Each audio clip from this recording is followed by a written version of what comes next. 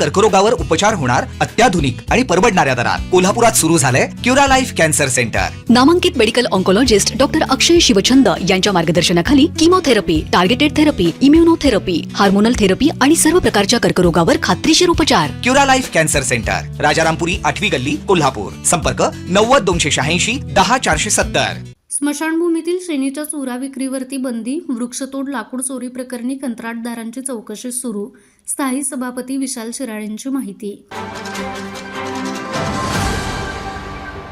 पंचगंगा आणि कदमवाडी स्मशानभूमीतील श्रेणी विक्री तसेच शहरातील वृक्षतोडीतून मिळालेल्या लाकडाच्या चोरी प्रकरणी महापालिकेत वातावरण तापलंय। या प्रकरणी प्रशासनाला स्पष्ट चौकशी अहवाल सादर करण्याचे आदेश देण्यात आले असून दोषी आढळणाऱ्यांवरती आणि संबंधित कंत्राटदारांवरती कठोर कारवाई केली जाईल, अशी माहिती आता स्थायी समितीचे सभापती विशाल शिराळे यांनी दिली आहे।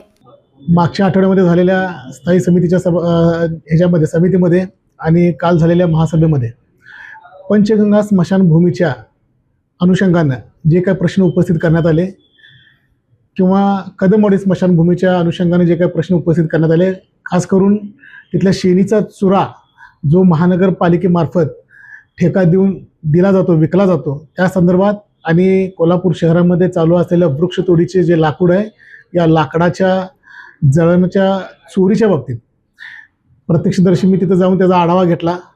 शेणीच्या बाबतीत तर प्रशासनाला स्पष्ट निर्देश दिलेले आहेत की शेणीचा चुरा इथून पुढे परत विकला जाऊ नये।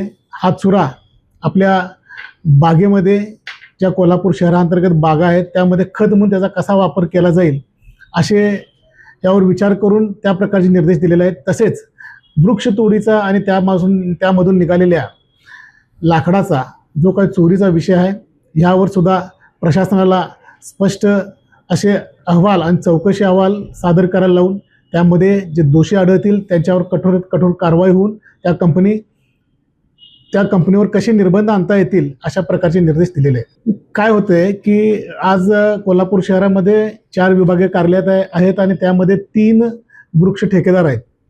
काही ठिकाणी नगरसेवकांच्या सूचनेप्रमाणे त्यांच्याकडून काम होत नसलेले दिसते, वृक्षतोड होती, त्यानंतर त्या झाडाचे ज्या मोठे जे काय बुंदे आहेत ते तेवढे तोडून नेले जातात आणि बारीक झाडाच्या फांद्या, पालापाचोळा हा रस्त्यावरच टाकला जातो।